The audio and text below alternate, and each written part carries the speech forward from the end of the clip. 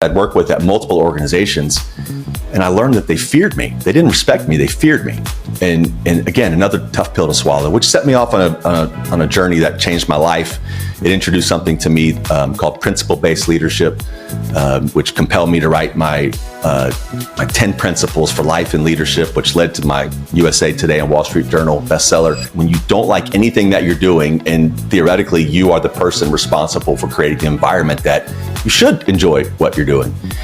And the apathy reached such a point that I couldn't escape one really fundamental question. And the question that played over and over was, is there a better way? What do I not want to be a part of any longer? And what do I want my leadership legacy to be? I control what they say. By my behaviors, by my actions, do I fulfill my commitments to them? Do I express and work hard to develop them just as hard as I'm working to develop myself?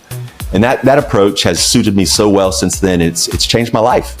It absolutely has changed my life. And I think the difference boils down to just two words: compliance versus commitment. Yeah. So a boss will chase compliance. Do what I say.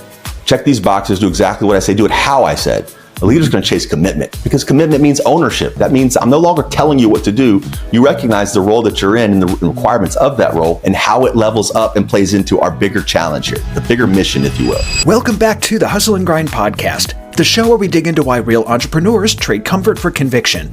This isn't about vanity metrics or overnight success. It's about the stories behind building a reputation that actually matters.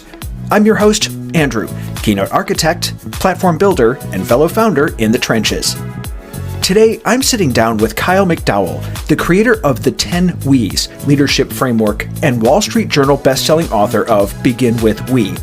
Kyle spent 3 decades inside corporate America, leading tens of thousands of employees and managing multi-billion-dollar P&Ls inside some of the largest firms. But at the height of his career, he hit a wall. Despite the massive success, the drive to make an impact was gone. That moment led to an epiphany and a mission to build a better way to lead. Now, he helps organizations transform their cultures from transactional to transformational, sharing hard-earned straight-talking lessons from the trenches. His practical tools turn bosses into authentic leaders, replace fear with courage, and make connection, ownership, and trust the foundation of driving real outcomes.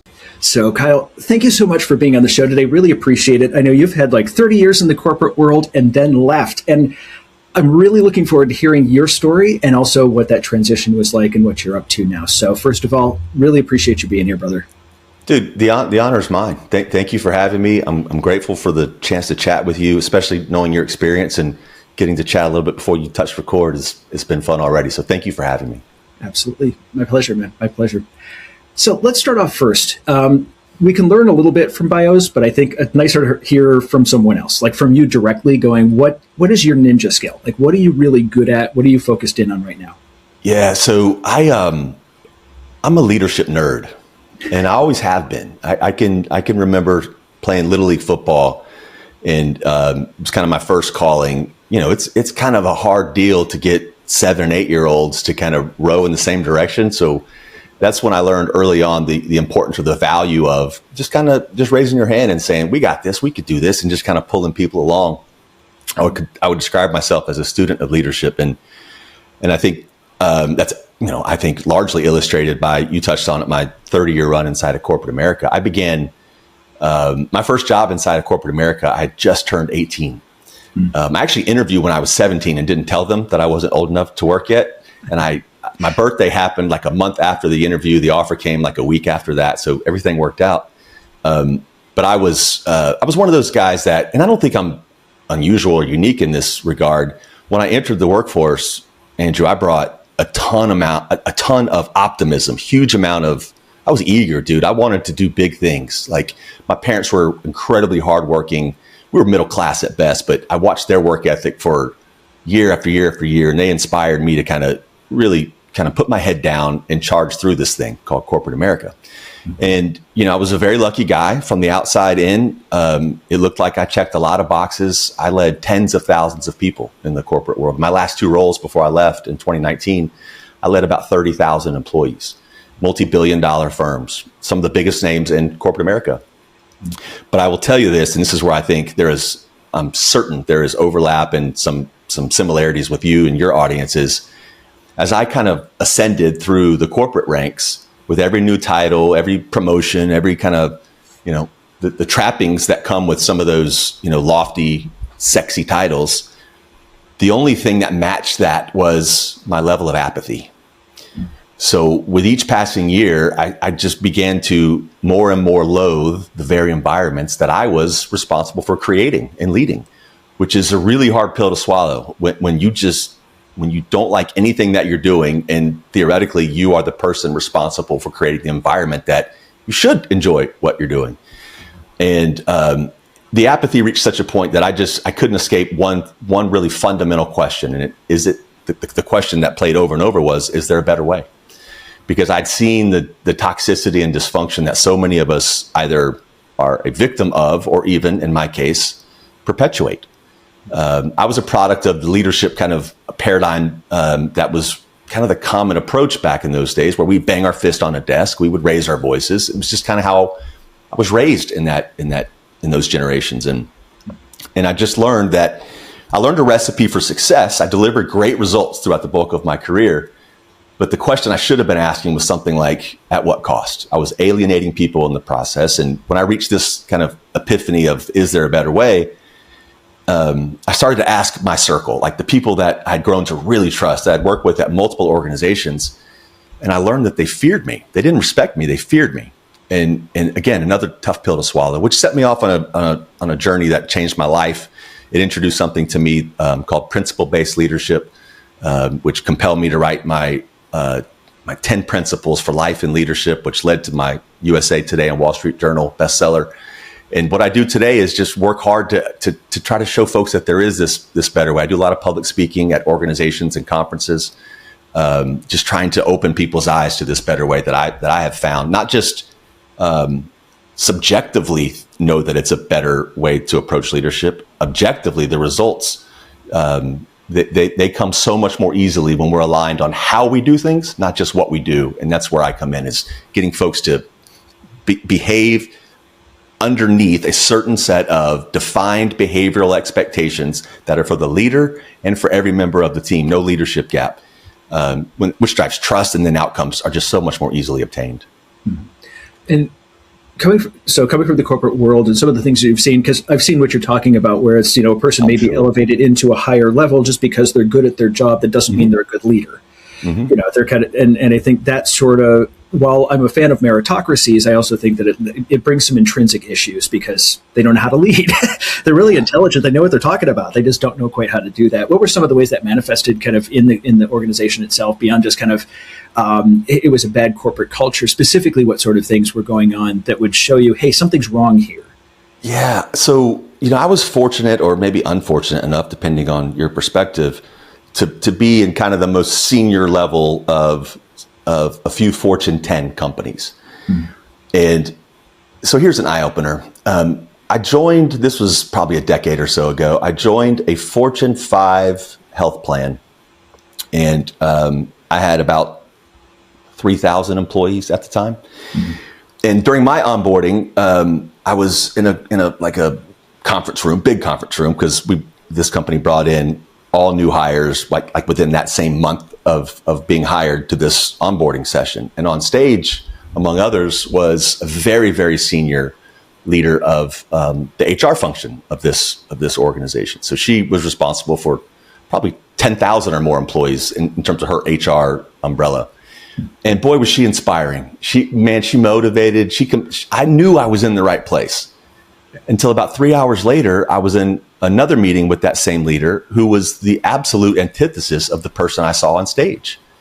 Toxic, kind of demanding, no sense of empathy, just really, really everything that I aspired to get away from at this point in my career. And I realized, well, that was an alarm for me early. It turned out to be appropriate because that is just kind of how this organization tended to operate. I don't mean to paint the entire organization as bad, but my exposure to it was, we say one thing, but we behave in a very different way.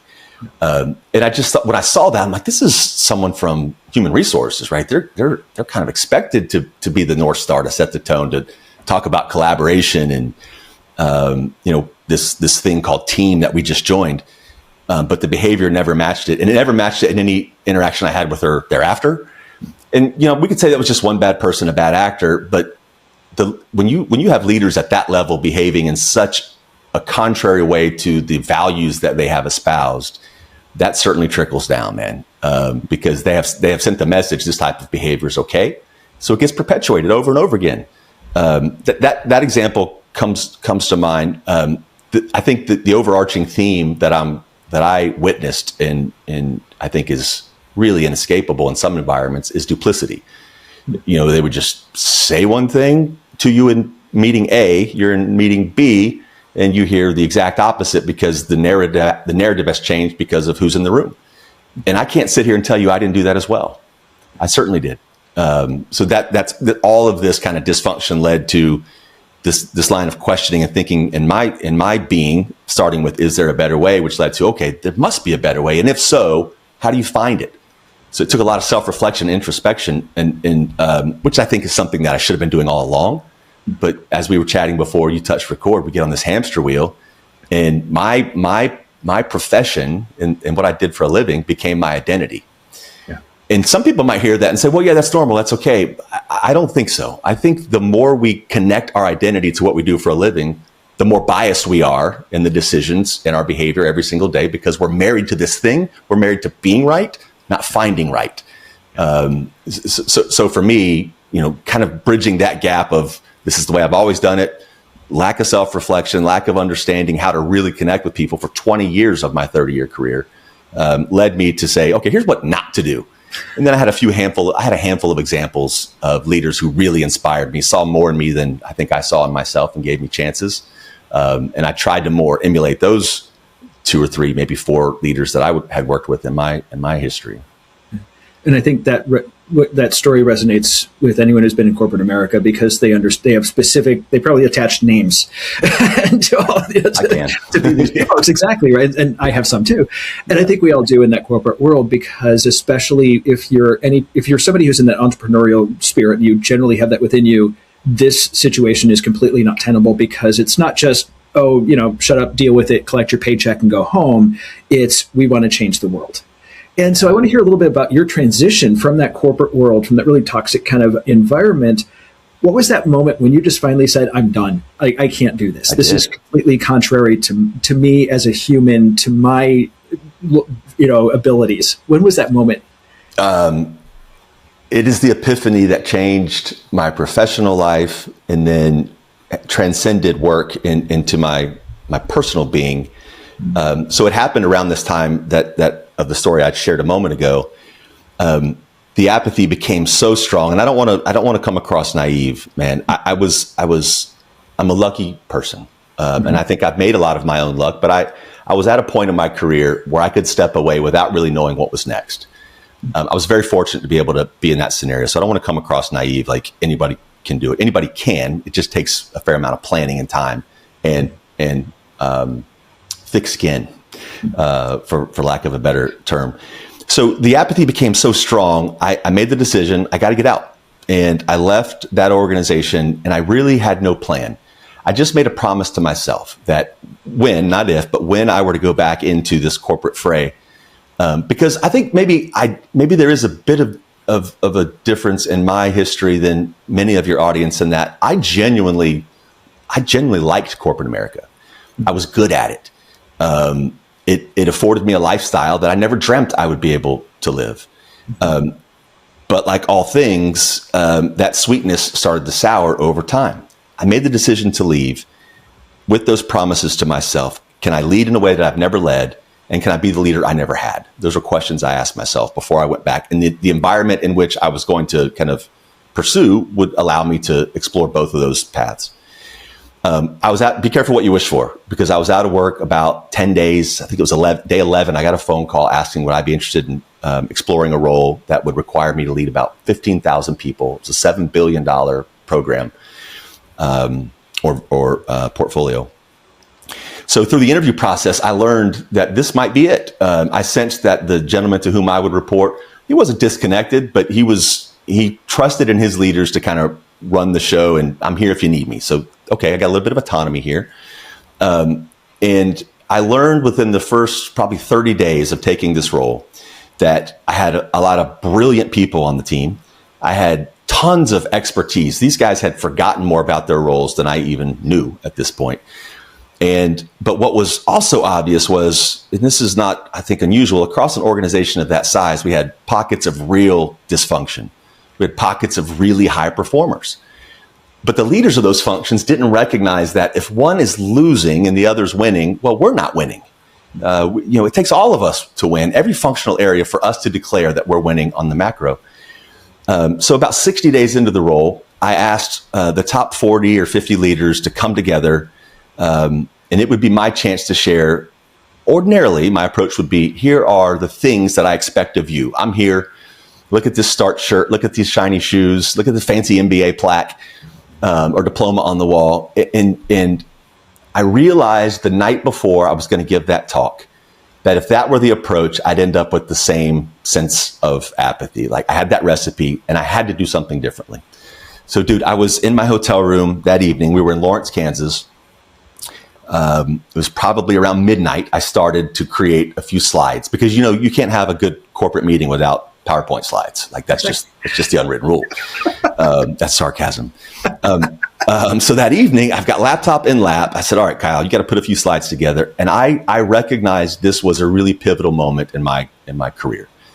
So I ended up that evening, after about 2 hours worth of kind of like opining on what I wanted to say, I knew I just could not lead with my expectations of them. I wanted to lead with their expectations of me. But I didn't want to say, hey, you can count on me to do this, this, and this. The standards that I wanted to develop that evening would be the ones that we shared. I mean, no leadership gap, right? So whatever I say you should hold me accountable for and to, it's going to be the same back at you. So about 2 hours elapsed that evening, and I ended up with really not a whole lot of content, except the first page had 10 sentences on it. They each began and still do begin with the word we. There were 10 sentences. I'm not wildly creative, so I have the 10 we's. The next morning, I shared it with the team, and I said, I want you guys to know these are the behaviors you should expect from me. And if you see me behaving contrary to these behaviors, I want you to tell me. Grab me by the ear and say you're being a hypocrite, because I will do the same to you. I always led with that direction from that moment forward. Inward first, and then what are we doing out here? Andrew, man, what happened over the course of the next couple of years? By the way, I don't want to imply that this was a light switch and people were on board. I would say half the room was excited. A quarter of the room was kind of like, okay, we'll give him a chance. There was another faction, maybe another 25% that was like, this guy's full of shit. Like, no shot. And I recognized that early. Nearly every single measurable, our KPIs hit not just like where we were expecting or hoping to go, but all-time highs. It's really profound change. But what stuck with me more and told me that I was onto something was watching bosses transform into real leaders. People that really started to give a shit about the people around them instead of their own accolades, their own attaboys, their own bonuses and pats on the back. So this entire organization changed in ways that told me that I was onto something. This epiphany of principle-based leadership, the 10 W's, and being very, very explicit on the behavioral expectations. As you know, when everybody joins a company, we go through, we train you on the SOPs, like the functional requirements of the job, the keystrokes, exactly what we're going to measure you on in terms of your KPIs and your performance, your productivity. But I had yet to experience an organization that said, here's how we work. Here are the prescriptive ways in which we behave. We always talk about what to do, but rarely do we talk about how we do it. So I started to over-index on that. Welcome to the team. And before we talk about your role and the X's and O's, here are the behaviors that all of us hold each other accountable to. And that became kind of this momentum creating environment in kind of light switch at that point where people started to believe it was working. So the 10 W's became the cultural manifesto of that organization, told me I had a bigger calling. I left that organization, took the same principles, the same mindset to an even bigger organization where I would lead about 15,000 employees. This time it was a $50 billion P&L. And the results were mixed. It was not as evident, obvious, and fulfilling. And as I started to experience some of those same behaviors that led me to this transition and started to feel that apathy creep in, I started to get phone calls from leaders on my previous team. And I would share with them because we were still friends. And by the way, I still have one-on-ones with many members of that team, and I haven't worked there close to a decade. And I think that is an illustration of the connections that we made. In one of the phone calls from a fellow named Drex, who I still hold a tremendous amount of respect for, he's like, "When's your book coming?" And I said, "What book, dude? I'm not an author. I'm not writing. What are you talking about?" He said, "Well, are you about it? Are you about it? You changed this organization. You've inspired and compelled me to be a better leader. So are you about it, or was it a one and done? Who are you?" So he tested and challenged me in ways that I just kind of didn't expect, which led to writing the book. But that epiphany all started, man. I have to say, it started with the reflection that evening to say, what do I not want to be a part of any longer? And what do I want my leadership legacy to be? When people sit down at the dinner table every evening and talk about their boss, which we all do, what are they going to say about me? Because I know what they've said in the past. The beauty of that kind of revelation was I control what they say by my behaviors, by my actions. Do I fulfill my commitments to them? Do I express and work hard to develop them just as hard as I'm working to develop myself? And that approach has suited me so well since then. It's changed my life. It absolutely has changed my life. And I think so many people think that leadership is, like you said, earlier on in the interview, it's all about, you're going to do what I say. This is what, just enforcing versus challenging people to raise to a higher standard. And there's, I think, two different worlds there. And I think that challenging people to raise to the higher standards, any of the leaders that I've seen that are leaders that I really admired and thought did a good job were the ones that challenged to get to a higher level. So well said. Yeah. So well said. And I think the difference boils down to just two words: compliance versus commitment. Yeah. So a boss will chase compliance. Do what I say. Check these boxes. Do exactly what I say. Do it how I said. A leader's going to chase commitment, because commitment means ownership. That means I'm no longer telling you what to do. You recognize the role that you're in and the requirements of that role and how it levels up and plays into our bigger challenge here, the bigger mission, if you will. And once you stop chasing compliance, commitment becomes so much more easy to get, because people do feel a sense of ownership, not that they're just taking orders from you. And that's how apathy becomes so strong, is because I don't have a voice in my career. I don't have a voice in what I do every day. I just fill orders, which is a deflating experience. Exactly. And I think although people won't be able to articulate it, it is in the back of their head that requiring compliance is weakness. And I think people smell that and they react to it. And it's weakness driven by ego. Yes. Totally agree. Yes, sir. Well said. Yep. Because you don't have the control enough over yourself to be able to lead these people. Therefore, you need to have compliance for it, versus the other way around. It's sort of, I'm going to hold myself to that. I will look at myself. I will be humble when I need to be. And I think it's something that the best entrepreneurs and the best leaders that I know do that intrinsically. It's just part of their world. So I'm glad you said it. I think a lot of people don't think about that. And that's the key, man. So my whole kind of, sounds cheesy to say it this way, but my whole shtick, my pitch, where I focus is all on this word we, right? It's not I, it's not you, it's we. But to even talk about we, I have to start with that self-reflection of me. Am I behaving in a way that engenders this we mindset, this we paradigm that I want everybody to live and operate by? And most of the time, the answer is no. But if we don't have that internal dialogue, or at least have a conversation with someone that you trust to give it to you the way it is, not what they think you want to hear, until you have those internal conversations, I call it the mirror of truth. It's like either it's a metaphor, it's for like someone that you genuinely trust their feedback, or some quiet time alone where you just think through, am I the leader I always wanted to be? Am I inspiring others? Or am I just that box checker, the guy or gal that I've loathed reporting to throughout my career? And you hit upon a really important point, and especially as entrepreneurs, we don't do this very well at all, and that is taking that time to reflect. Yeah. You have an inner voice that will guide you to the correct answers and what you need to do. We all have this really strong intuition within us.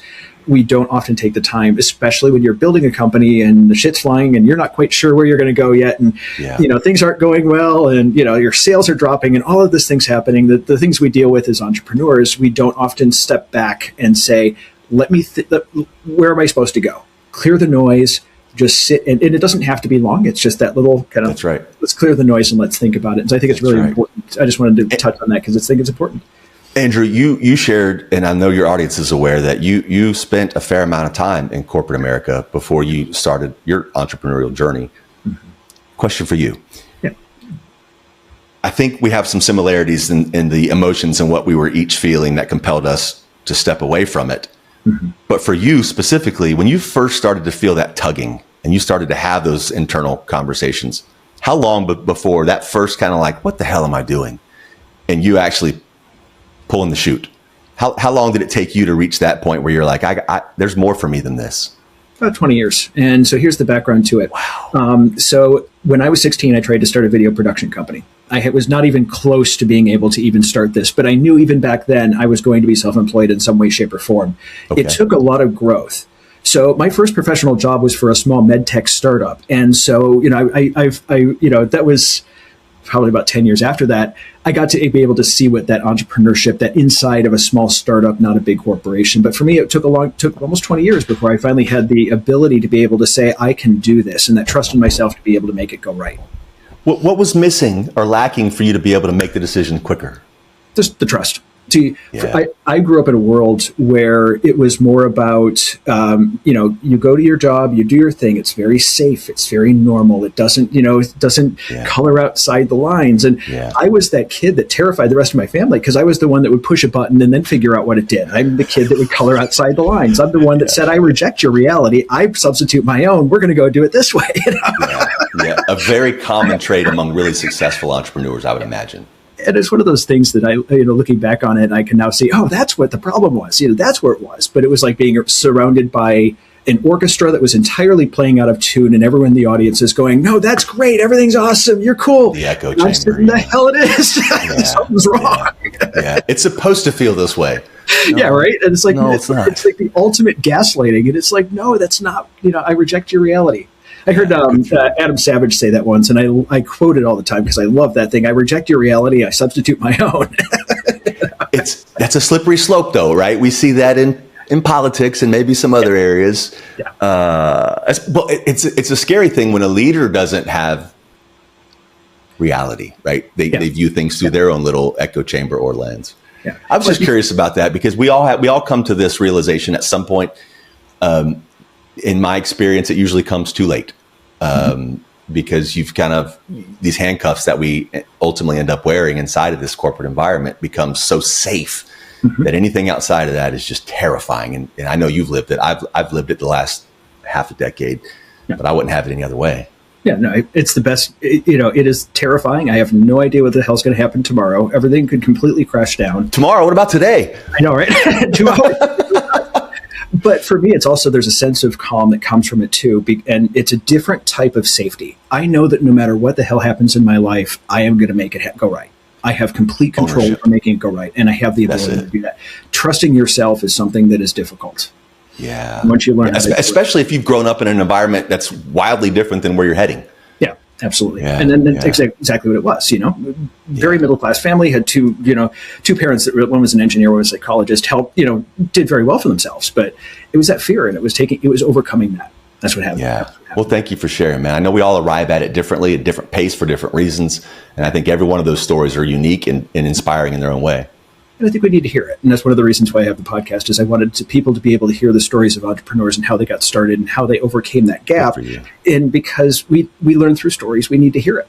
Yeah, we need to hear how other people have done it. And hopefully that will be the catalyst at some point where somebody listens to one of these episodes and says, it's my time. I'm doing this now. Come hell or high water. And burns the bridges and does it, Burn the boats, baby, like we say. Absolutely. Yeah, man. Yeah. So let's talk a little bit about the 10 We's. What are they? Briefly, what are the 10 We's? And then we'll go into your book, Begin With We. Yeah, you bet. I'll fly through them. So the first and most fundamental, non-negotiable, they're all non-negotiable, but without this one, everything else is a house of cards. So we do the right thing, always. And I never leave out that one word, second sentence. And if we're committed to doing the right thing, I think we number 2 is the best way to demonstrate that. So we number 2 is we lead by example. The question is not, should I lead by example? We're all leading by example. We're doing it right now. We're leading by example. The question is, am I leading in a way, am I setting an example that I'd be proud to see others replicate? And if whether you're a leader or not, we all have a brand, and our personal brand matters a lot, and how others view us, how dependent we can be, how they can count on us or not. And that's number 3 is we say what we're going to do, then we do it. We always have that expectation for fulfilling our clients' needs. And I'm just convinced that if we have that same level of commitment to one another behind the scenes, we're so much more high functioning. And by the way, when we're not, our clients outside the curtain feels it. So I just think that we have to start being high functioning, treating each other almost like clients behind the scenes. And then that paradigm kind of, it's felt by those that we serve. when we make good on our commitments, that means we're going to do something. And that's we number 4. We take action. And in nearly every single environment, every team member is aware of an opportunity for us to be more than we are today, better than mediocre. But there's very little incentive in most environments to raise my hand and say, hey, boss, we got this gnarly problem over here. I don't know how to fix it. I don't know what the answer is. But if we want to be excellent, we want to be better than we are today, then we should pursue that.